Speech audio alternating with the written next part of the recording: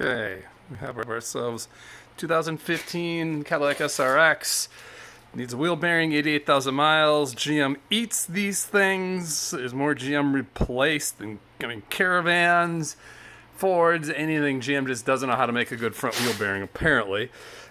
I've done this before. The problem, live in northern Wisconsin, this bearing is going to be stuck in here. It's going to just be nasty. So my solution, I'm not going to tell you how to get to here. I mean, I've had an assortment of 13 millimeter, 18 millimeter. What's my biggest one here to get off? And 32 millimeter for the axle nut. I got to pull the brakes, not going to go through all that. This is, you got to here, and you tapped on it here like some videos show, and it won't come off. Because steel, aluminum, add salt and water, galvanic corrosion, really, really bad. So, my solution, I've done this before.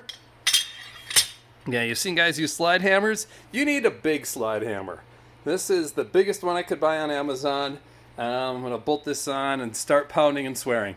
Okay, so here it is bolted on. I was able to get the top and the bottom, use the factory lug nuts. And then it's holding on to this. And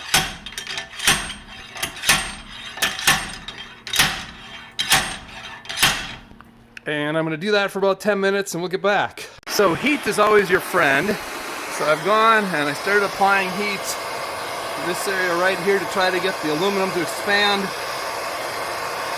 Shouldn't really be anything on the other side. Break that frickin' corrosion. Okay, 33 of these.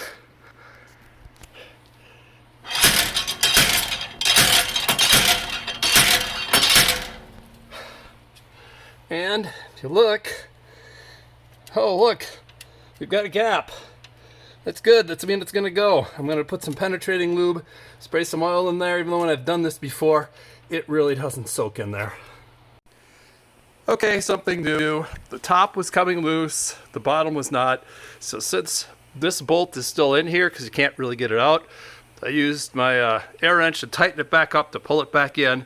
Now I'm pulling. When I pull out, I'm doing this to make sure, you can see I'm pulling on the bottom more.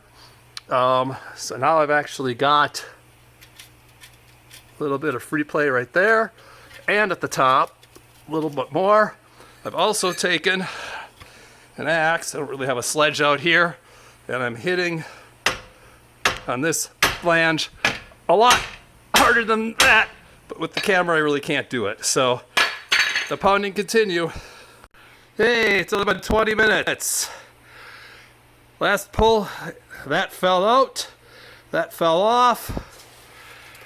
You can see inside here, it isn't the rust on the shaft. I'm going to clean that up. It's this is aluminum. That's steel. And the way they machine this is bigger than that. So crap and shit builds up in here, and you can even see it right there. There shouldn't be a ridge of shit. See that ridge? I'm going to scrape all that down. That'll be gone. That's not, that whole inner bore should be flat, and it's not.